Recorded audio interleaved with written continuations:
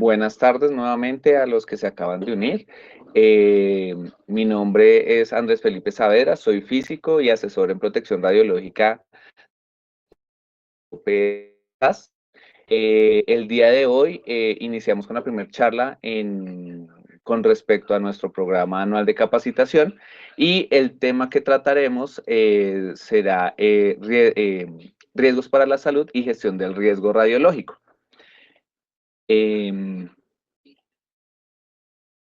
Listo. Entonces, pues para recordarles, finalmente la resolución 482 del 2010 invita a mantener una capacitación continua en temas de protección radiológica. En el anexo 5 nos propone unos temas mínimos que debemos tratar durante esas capacitaciones y en la ocasión del día de hoy, pues hablaremos precisamente sobre el tema 1 y 5 del anexo 5, que finalmente nos invita a tener información adecuada sobre los riesgos para la salud derivados de la exposición ocupacional. Y finalmente también, pues el tema a tratar es todas esas medidas o esas capacitaciones o esas habilidades que tenemos que desarrollar precisamente para garantizar una protección radiológica adecuada. Entonces, empezaremos hoy con riesgos para la salud derivado de las exposiciones a las radiaciones ionizantes, exposiciones normales y potenciales y principios básicos de la protección radiológica respecto a la gestión del riesgo radiológico. Entonces, bueno, siempre tenemos que recordar qué es la radiación. Entonces, no pensemos que la radiación solo existe la radiación ionizante, sino que finalmente la radiación es cualquier tipo de propagación de energía a través del espacio o de un medio. Entonces, unos ejemplos claros que tenemos es pues la luz, el calor o partículas subatómicas. Entonces, los invito a hacer un experimento mental y es, bueno, sobre todo ahorita aquí en la sabana. Entonces, por ejemplo, para estos días que son tan fríos, si existe en alguna parte del día un rayito de sol en el cual nosotros podamos poner las manos, nos vamos a dar cuenta que inmediatamente sentimos el aporte de energía de ese rayito de sol. Entonces, fíjense que ahí nosotros estamos recibiendo energía del sol a través de la radiación solar. ¿Listo? Otro ejemplo claro es pues en el caso de cuando se está cocinando, ¿cierto? Cuando en esas actividades que hacemos diariamente, si bien nosotros sabemos que ponemos nuestra olla sobre la estufa y gracias a la llama o a la resistencia, por contacto se está calentando el recipiente, la olla y con ello lo que está dentro, si nosotros acercamos la mano sin necesidad de generar contacto, también vamos a recibir ese calor que está suministrando la estufa, la radiación o la resistencia. Entonces, fíjense que este es un ejemplo del aporte de energía por radiación infrarroja que nos está transmitiendo esa estufa o esa hornilla. Entonces, fíjense que ahí tenemos también radiación. ¿Radiación qué? Infrarroja. En el caso del Sol tenemos radiación solar. Y bueno, ya todos conocemos claramente pues el funcionamiento del microondas. En el microondas también pasa algo muy parecido. Tenemos un generador de radiación, ondas electromagnéticas del espectro de radio, empiezan a enviar energía hacia los alimentos en forma de onda y pues las moléculas del alimento se empiezan a mover y al moverse pues generan calor dentro del mismo. Entonces estamos transmitiendo energía del generador del horno microondas a los alimentos a través de la radiación.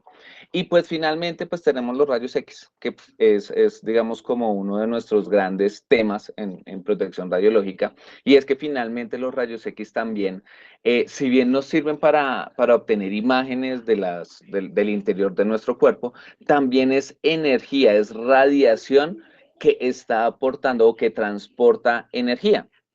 Y entonces esa energía finalmente también se puede depositar en nuestro cuerpo. Entonces, hagamos nuevamente un ejemplo con el sol o con la hornilla. Por ejemplo, en el sol, si ustedes se exponen a la radiación del sol eventualmente y utilizan su protector solar, pues la radiación solar es beneficiosa, ¿cierto? Porque nos calienta, porque ayuda a sintetizar la vitamina D, bueno, tiene sus beneficios. Pero si nosotros nos exponemos inadecuadamente a la radiación del sol, pues vamos a tener unos efectos nocivos de esa radiación, a pesar de que en su justa medida es benéfica. En el caso de los rayos X pasa lo mismo. Nosotros podemos utilizar todas sus bondades siempre y cuando mantengamos unos protocolos de seguridad adecuados, porque si nos excedemos, pues se podrían desencadenar efectos. ¿Listo? Bueno, en cuanto a la exposición a la radiación, es importante recalcar que no toda la radiación a la que estamos expuestos nosotros, de hecho, la mayor parte de la radiación a la que nosotros estamos expuestos es radiación natural. ¿Listo? Entonces, fíjense que en esta imagen podemos ver que el 56% de la radiación viene del subsuelo, de materiales que están inherentes en la Tierra. El 17% lo podemos llegar a recibir de algunos alimentos y el 15% pues viene de la radiación cósmica que siempre está llegando y está bombardeando a nuestro cuerpo. Por el otro lado, las radiaciones artificiales, que son las que nosotros generamos, o sea, que se generan por elementos creados por el hombre, pues tenemos que el 2% pues será de aparatos electrónicos, el 1% de instalaciones nucleares, fíjense, digo, el 0,1% de instalaciones nucleares y el 11,7% podría llegar a ser por exposiciones médicas o por exposiciones ocupacionales. Entonces, fíjense que finalmente, si hacemos la suma de los porcentajes, apenas el 12% de la radiación que nosotros recibimos es radiación artificial, mientras que el 88% prácticamente vivimos con ella, digamos que siempre. Entonces, la radiación es algo inherente a nuestra vida, ¿cierto? Pero obviamente si existe una fuente de radiación adicional, pues tenemos que tratar de mantener la justa protección al respecto. Es importante también tener en cuenta la clasificación del el personal en nuestras instalaciones. Entonces, finalmente sabemos que hay exposición que es por la naturaleza y hay exposición por elementos que nosotros o el hombre ha creado para emitir radiación. Y entonces existe la radiación también o la protección radiológica dependiendo de la clasificación del personal o de la clasificación de todos los actores dentro de un centro de imágenes diagnósticas o un centro radiológico. Entonces está el trabajador ocupacionalmente expuesto, que finalmente ellos también tienen una radiación o una exposición a la radiación asociada a su perfil laboral, ¿cierto? Y a ellos hay que garantizarles su protección radiológica. También existe el paciente que puede tener una exposición digamos que justificada por el hecho de ser, digamos, está justificada para poder recibir un diagnóstico o un tratamiento médico. Y pues está también el público, que pues son las personas que ni son trabajadores ni son pacientes, pero que de una u otra forma pues también tienen una exposición a la radiación, en este caso por ejemplo podría ser natural. Pero independientemente del perfil que tenga cada uno de los actores, tenemos que garantizar la protección radiológica de todos ellos dentro de su contexto eh, laboral o profesional, o si es paciente o si es público. Entonces es muy importante tener en cuenta esa clasificación. Entonces existen los trabajadores ocupacionalmente expuestos, los pacientes y el público. Es importante recordar con respecto a esta clasificación que existen ya recomendaciones por parte de organismos internacionales como la ICRP o el Organismo Internacional de Energía Atómica, unos límites de dosis precisamente para mitigar o para evitar efectos nocivos efectos nocivos de la radiación. Entonces, para lo que son los trabajadores y el público, están determinados esos límites. Fíjense que para los trabajadores se tiene un límite de dosis de 20 milisievert al año, promediado en 5 años, y para el público en general, 1 milisievert de esa radiación. Es el límite al que pueden estar expuestos.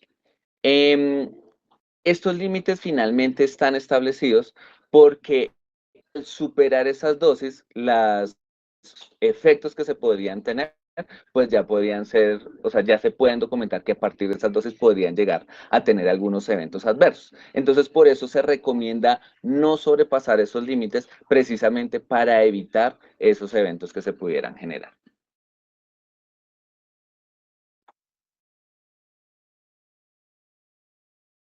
Listo. Entonces, como finalmente la idea de hoy es revisar pues, esos riesgos a los que se están expuestos en las instalaciones de radiología, pues primero tenemos que hablar de qué es el riesgo como tal, ¿cierto? Y entonces finalmente el riesgo, qué pena con ustedes, en el lenguaje común es la posibilidad de un daño. Es qué tan factible es que podamos llegar a tener un daño y qué tan grave puede llegar a ser el mismo, ¿cierto? Entonces, así como lo dice aquí la definición, de manera más cuantitativa y precisa se define el riesgo mediante una expresión matemática que finalmente relaciona la frecuencia de un suceso con la probabilidad del fallo de todas las defensas o barreras que se tengan con respecto a ese suceso, con la gravedad de las consecuencias. Entonces, pues ahí abajito, pues tenemos aquí en moradito, pues la matemática para definir ese riesgo que finalmente es la frecuencia del suceso iniciador, pues la probabilidad del fallo de las barreras o de las defensas que se tengan y C la gravedad o consecuencias. Pero digamos que también existe una definición un poco más concreta y es que pues el riesgo lo podemos también nosotros describir como la probabilidad de que suceda algo por la consecuencia que éste pueda tener. Entonces, pongamos un ejemplo, si un trabajador se expone accidentalmente a una alta dosis de radiación sin protección, el riesgo es alto porque pues la probabilidad, así la probabilidad sea baja, el hecho de que tener una alta radiación, pues la consecuencia va a ser alta. Entonces así la probabilidad sea baja de que suceda porque es accidental, pero si la consecuencia es alta, pues el riesgo es alto. Si la exposición está bien controlada, es decir, que las dosis son muy bajas y la persona se expone accidentalmente, entonces fíjense que la probabilidad de que suceda es baja, pero adicionalmente la consecuencia como la exposición es baja también, entonces el riesgo como tal, pues también va a ser bajo. Entonces, pues podemos tomar cualquiera de las dos definiciones, pues algo mucho más preciso, pues será la que tenemos aquí en moradito, algo un poco más concreto para entenderlo fácilmente, pues el riesgo será la probabilidad de que suceda algo con respecto a la severidad de la consecuencia que pueda llevar esto. ¿Listo? Entonces, en cuanto al trabajador ocupacionalmente expuesto, pues uno de los riesgos a los que finalmente, o los riesgos a los que puede estar asociados, pues son la sobreexposición por el desarrollo de sus labores o la sobreexposición por las áreas en las que se desarrollan sus labores, ¿cierto? Entonces, la sobreexposición en el desarrollo de sus labores es importante tener claro, pues, qué es una sobreexposición. Si bien nosotros esperamos que dentro de unas zonas específicas de nuestra instalación, que pues deberían estar demarcadas claramente, de hecho nosotros las tenemos, o la norma nos solicita que las demarquemos como zonas controladas y zonas supervisadas, en cada una de esas zonas existen unos límites establecidos, como ya lo vimos en el ICRP, de las dosis que se podrían llegar a recibir en esas áreas, ¿cierto? Pero ¿cuál es la forma de nosotros poderlo medir? Pues a partir de las dosimetrías. Cuando una dosimetría es alta, pues entonces nosotros podemos decir que se está sobreexponiendo. Pero claro, nosotros podríamos decir la dosimetría es alta, pero no necesariamente supera el límite. Pero si nosotros tenemos un monitoreo continuo de las dosimetrías y sabemos que en promedio se maneja en un valor establecido, que haya una variación hacia arriba de esa dosimetría, pues nosotros ya podríamos estar diciendo que hay una sobreexposición. ¿Por qué? Porque su dosimetría salió por encima de lo normal y ahí podríamos hablar de una sobreexposición. Eh, la sobreexposición, pues podrían existir de varios tipos. Entonces, una de tipo planeada, ¿cierto? Es decir, que sabemos que dentro de su labor, en un caso específico, pues hay una alta probabilidad de tener una dosimetría alta. También podría ser en caso de una emergencia, que sabemos que hubo una emergencia, entonces el hecho de atender a esa emergencia pues podría desencadenar en una sobreexposición o otro desencadenante podría ser por falta de adherencia a los protocolos, ¿cierto?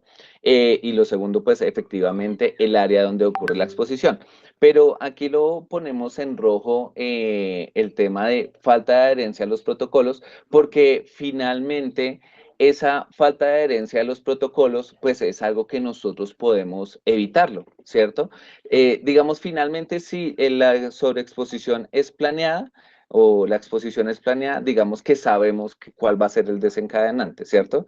Si es de emergencia, no tenemos cómo controlarlo porque finalmente, pues es una emergencia. Pero si la sobreexposición o la exposición alta sucede por falta de adherencia a los protocolos, pues en ese caso nosotros sí podemos hacer algo para poderlo mitigar, ¿cierto? Entonces, ¿cómo lo podríamos hacer? Pues generando prácticas estandarizadas con protocolos operacionales detallados, seguimiento radiológico periódico, evaluaciones de riesgo programadas de prevención y simulacros. Eh, este tema, sobre todo el primero que manejamos ahí, prácticas estandarizadas con protocolos operacionales detallados, creo que en muchos casos nosotros subestimamos la importancia de tener prácticas con protocolos operacionales detallados. Y a veces caemos en el error de asumir que, bueno, no, es que como esta persona ya lleva mucho tiempo trabajando en la institución, ya lleva mucho tiempo manejando ese equipo, ya lleva mucho tiempo, pues él sabe que se tiene que cuidar, él sabe que tiene que mantener la distancia, él sabe que, pero pues uno nunca está exento a que pues esa persona, pues o sea, se le olvide, digamos, todos los protocolos que en algún momento escuchó, o que pueda llegar una persona nueva que como no tiene unos protocolos operacionales detallados, pues no tiene una base para saber cómo hacer su trabajo y termina haciéndolo a partir de su intuición. Y eso en algunos casos, pues desencadena en riesgos innecesarios para los trabajadores. Entonces, es muy importante ese primer punto que tenemos ahí. Si nosotros logramos generar unos protocolos detallados en cuanto a protección radiológica, pues podemos minimizar el riesgo de exposición o de sobreexposición de nuestros trabajadores. Algo muy importante, minimizarlo, porque finalmente nosotros no podemos eliminar el riesgo sabemos que está ahí, pero si nosotros lo minimizamos, pues así mismo el riesgo disminuye. ¿Listo? Y como ya lo habíamos hablado de las áreas de exposición, entonces pues es importante la clasificación de las áreas y pues tener claro los valores típicos de exposición de esas áreas y muy importante señalizar esas áreas pues para que las personas que circulen en esas áreas pues siempre tengan muy a la mano, muy evidente que existen unas áreas de clasificación y unas áreas de mayor riesgo que otra. Y si el protocolo operacional está detallado, pues dirá qué personas y bajo qué condiciones podrá estar dentro de una área de alto riesgo o dentro de las áreas normales. Entonces, fíjense que son dos cosas muy simples como la clasificación y señalización de las áreas. La otra estandarizar las prácticas con protocolos detallados y eso finalmente nos lleva a minimizar o a reducir los riesgos. ¿Listo? Mm, riesgos ocupacionales.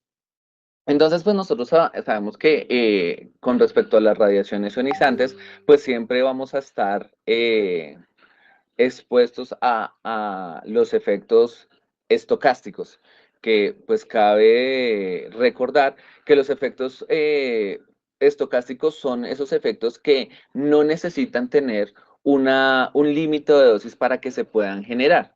Y de hecho, pues tampoco, lo único que sucede es que si nosotros o si tenemos una exposición innecesaria, lo que hacemos es aumentar la probabilidad de que pueda generarse un efecto estocástico. Entonces, ¿cuáles son las características? Que pues, efectivamente no hay un umbral y no sabemos a partir de qué valor de dosis se pueda generar. Pues también otra de las características es que a mayor dosis, pues mayor probabilidad de que se desencadene. Y pues lo otro es que el efecto es tardío, que puede ser meses o años. Entonces, fíjense que el hecho de que no tenga umbral también está muy relacionado con que pues no todos los organismos o no todas las personas responden de la misma forma a la radiación. Entonces, en algunos el umbral para que se desencadene un efecto estocástico puede ser más alto que en otros. Y pues dado que finalmente pues son efectos tardíos que pueden ser meses o años, pues a veces no se logra hacer una relación directa con el evento de una exposición a la radiación. Entonces, ¿qué nos queda a nosotros? Pues nada, reducir el riesgo de la mejor manera posible, ser de la mayor, de la mejor manera posible, ¿sí? Para evitar aumentar esa probabilidad de que suceda un efecto estocástico.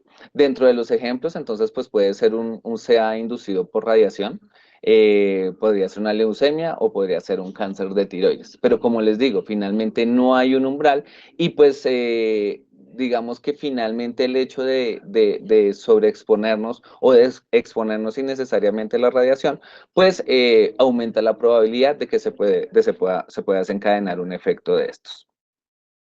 Los efectos tisulares, que son otro tipo de efectos a los que estamos expuestos y es efectivamente los que también se conocen como efectos deterministas.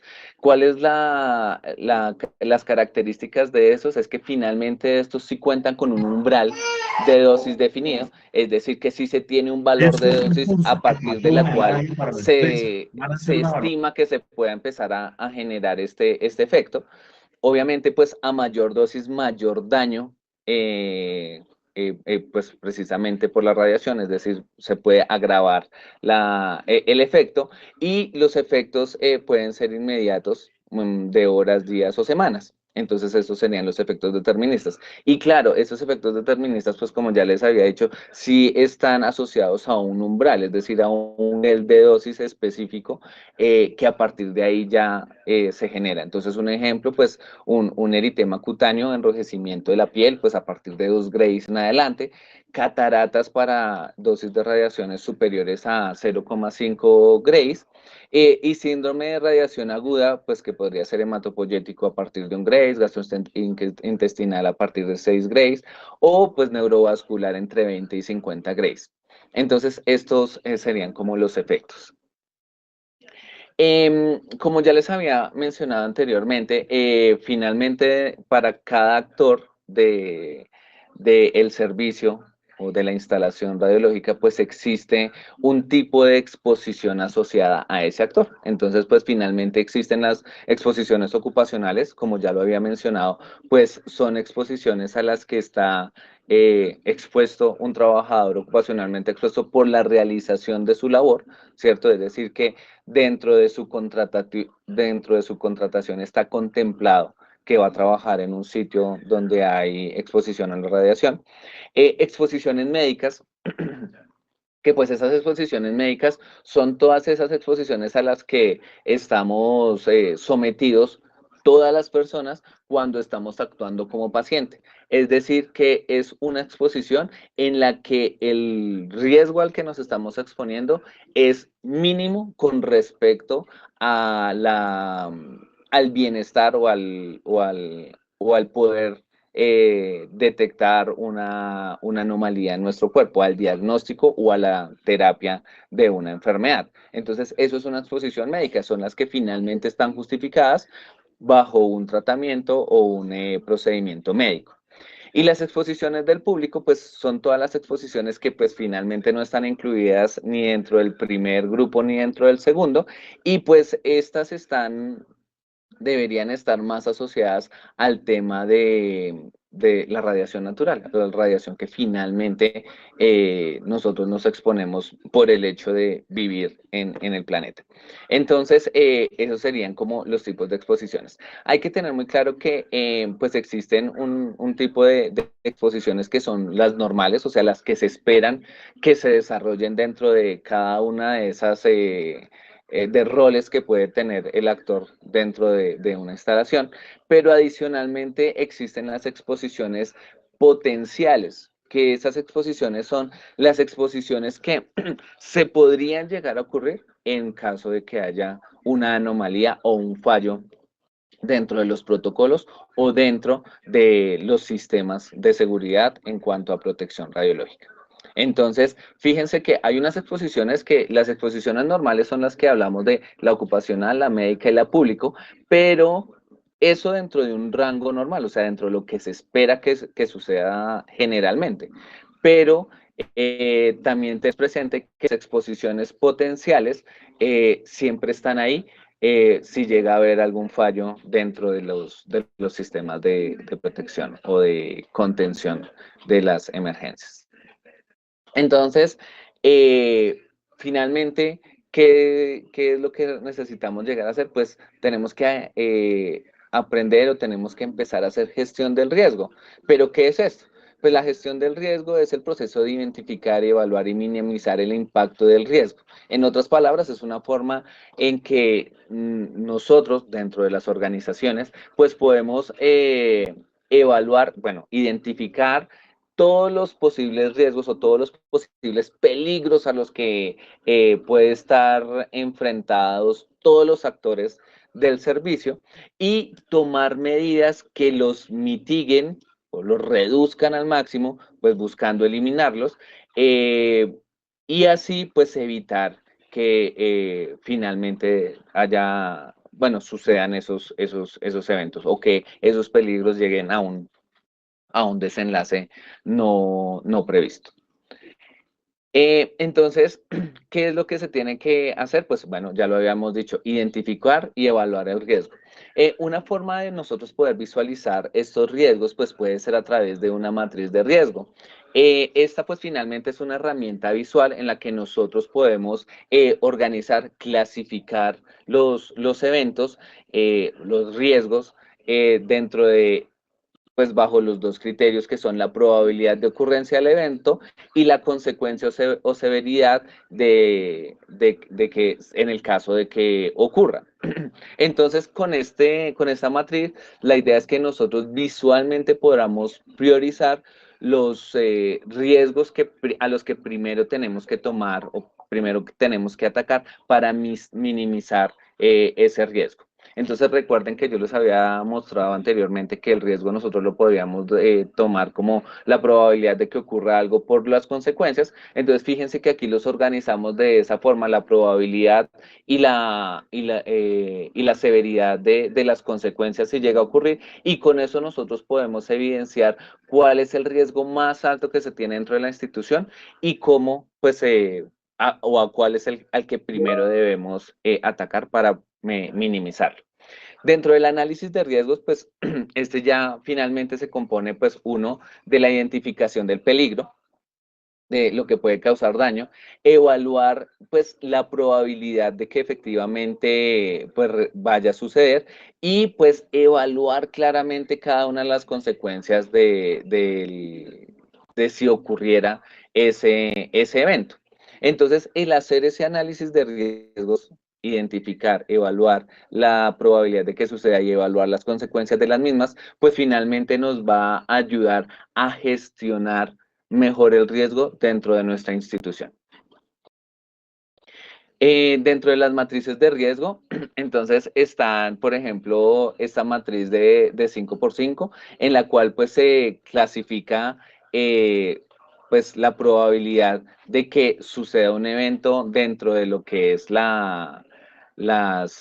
bueno, las filas y qué tan severos pueden ser en cuanto a las columnas.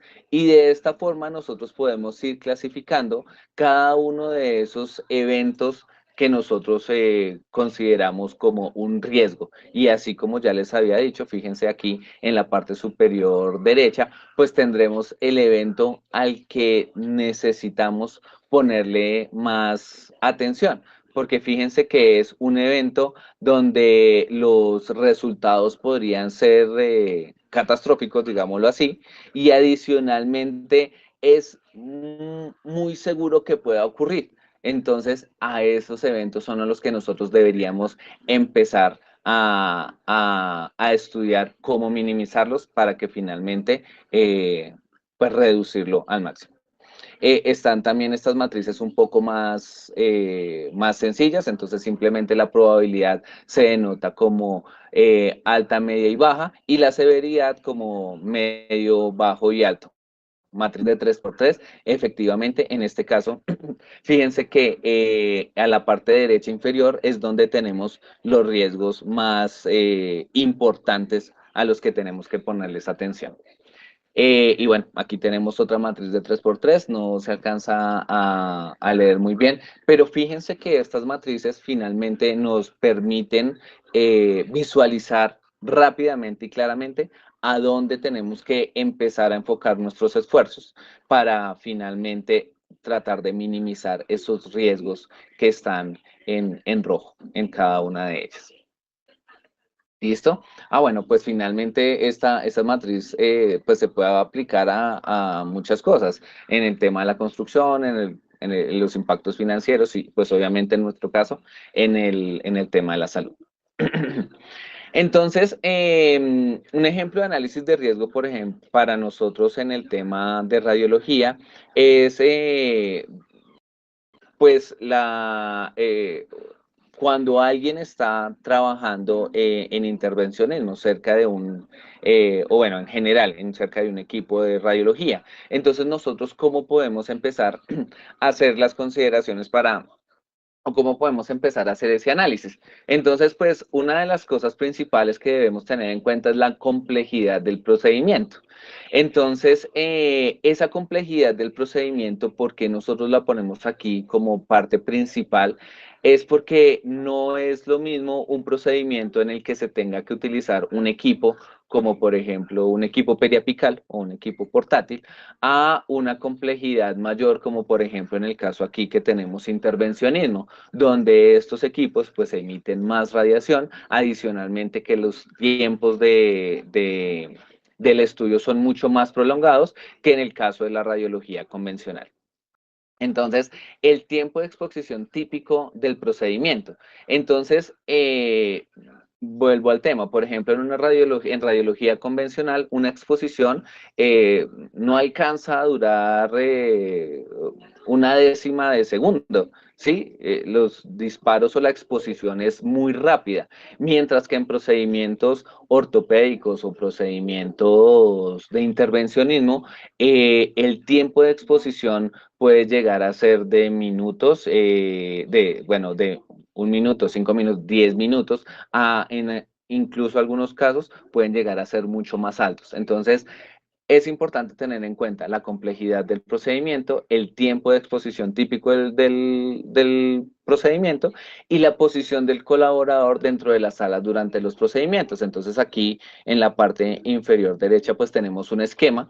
Pensemos que esto es un sistema, un arco en C, donde aquí tenemos una camilla donde tenemos al paciente y fíjense que, bueno, recordando que uno de los elementos, una de las medidas que utilizamos para la protección radiológica es la distancia, pues finalmente la distancia que nosotros tengamos con respecto al tubo emisor de rayos X o al punto donde el tubo está irradiando al paciente, esa distancia también nos va a decir qué tanta radiación se puede estar recibiendo, cuál es la exposición que existe. Entre más quitemos al tubo o del campo de radiación, pues mayor será la que nosotros tenemos. Podríamos clasificar, lo tenemos acá. El rango que sería un diámetro inferior a 1 metro, pues esto sería alta exposición. En el metro pues tenemos mediana exposición y un rango 3 que sería más de 2 metros, lo que sería un rango o baja exposición. Entonces, fíjense que estos tres criterios nos permiten empezar a hacer un análisis del riesgo radiológico dependiendo de la práctica en la que nosotros estemos involucrados. Entonces, ¿cuáles en nuestro caso serían las barreras o medidas precisamente para empezar a minimizar el riesgo? Entonces, pues, uno pues será efectivamente tener los elementos de protección radiológica, el uso adecuado de los elementos de protección radiológica, pues vigilancia radiológica constante. Eh, Aquí hago un llamado a estar muy pendientes de las dosimetrías. Finalmente, a veces la dosimetría, como generalmente son muy bajas, pues damos por sentado que todo está bien y dejamos de revisarla. Entonces, tener una costumbre o una frecuencia para la vigilancia, para estar revisando estos métodos de vigilancia radiológica. Como ya lo habíamos dicho, la estandarización de los procesos, estandarización y documentar muy claramente los protocolos bajo los cuales se hace cada proceso. Volvemos al tema. A veces pasamos cosas por sentado o de pronto ya somos muy expertos en el tema y por el tema de confianza se nos olvidó colocarnos las gafas de protección radiológica. Y pues tener muy clara la definición de roles y responsabilidades dentro de cada una de las actividades. Recuerden que finalmente todo esto pues también responde a los principios de la protección radiológica, que es finalmente la justificación, la optimización y sobre todo establecer límites claros para la exposición a la radiación.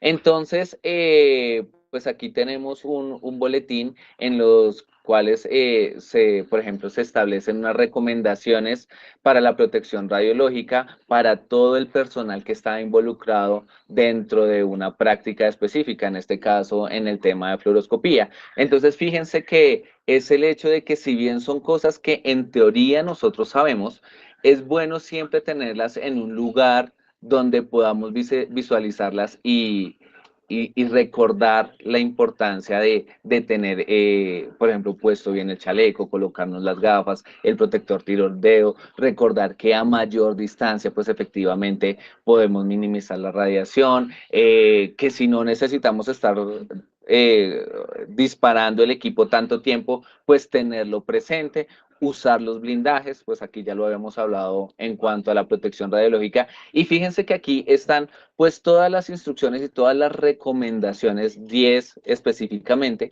las cuales nos reducen el riesgo radiológico. Y tener esto a la mano y pues bien estructurado en cada una de nuestras prácticas y dentro de nuestras instituciones, pues nos va a ayudar a mitigar el riesgo radiológico. Entonces, también hay algo muy importante y es finalmente la aceptación del riesgo. O sea, hay cosas en las que nosotros podemos minimizar el riesgo hasta donde más se puede, pero hay otras en las que no tenemos la posibilidad de hacer algo inmediatamente. Entonces, tenemos que saber hasta qué momento o hasta qué punto efectivamente podemos aceptar el riesgo y qué acciones hacer en ese caso. Porque, por ejemplo, nosotros podemos saber que existe, bueno, un error humano, un error del equipo, que hay barreras de seguridad, sabemos la clasificación de las consecuencias, eso nos da una clasificación del riesgo, teniendo en cuenta pues que el riesgo es el producto entre la probabilidad de que ocurra y las consecuencias que puedan tener, pero pues finalmente también nosotros tenemos que saber si ese riesgo que ya lo tenemos clasificado, lo podemos aceptar o no aceptar. Entonces, efectivamente, también tenemos una clasificación de la aceptabilidad del riesgo y entonces pues tenemos los riesgos muy altos, donde pues tolerar ese riesgo es inaceptable. Es decir, que a partir de la identificación de un riesgo muy alto, sí o sí hay que hacer algo para garantizar o reducir un poco ese riesgo para de pronto poder asumirlo. Pero si es inaceptable, hasta que no se corrija, no se puede hacer algo adicional. No deberíamos estar en la capacidad de seguir adelante porque finalmente el riesgo es inaceptable. Tenemos los riesgos altos que pues si bien son inaceptables y las consecuencias son altas, pues se puede empezar a mitigar o a hacer medidas que reduzcan ese riesgo sin necesidad de paralizar la práctica, pero que sí requieren una atención inmediata, ¿cierto? Están los riesgos moderados, ¿cierto? Que finalmente son tolerables y pues necesita un análisis costo-beneficio, es decir, que estamos eh, al hacer la balanza entre costo-beneficio, aceptamos el exponernos a ese riesgo. Entonces, en este caso, fíjense que aquí aparecen lo que son o podrían encajar lo que es el riesgo radiológico para las personas, para el público en general, porque ellos se exponen a la radiación ionizante, es decir, que pueden aumentar el riesgo de desencadenar un proceso adverso, pero el beneficio es mucho mayor porque finalmente es una imagen diagnóstica que va a desencadenar en un buen diagnóstico o en un tratamiento para alguna patología que pueda tener. Y finalmente pues tenemos los riesgos bajos donde finalmente se puede tolerar fácilmente, ya que pues no requiere acciones para minimizarlo porque realmente es un riesgo bajo. Entonces, eso también es importante tenerlo en cuenta porque dependiendo de esta escala y de la clasificación de los riesgos, pues nosotros podemos decir hasta qué punto podemos seguir con la actividad y que se tengan que hacer o no acciones dependiendo de la clasificación de ese mismo. Bueno, creo que eso era todo lo que tenía para mencionarles el día de hoy. Como bien les digo, pues finalmente esta es la primera charla dentro de nuestro programa de capacitación anual. Bueno, quedo muy atento a si tienen preguntas o inquietudes al respecto.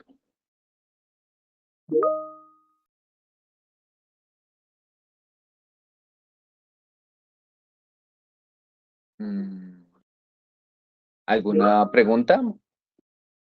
¿Alguna inquietud?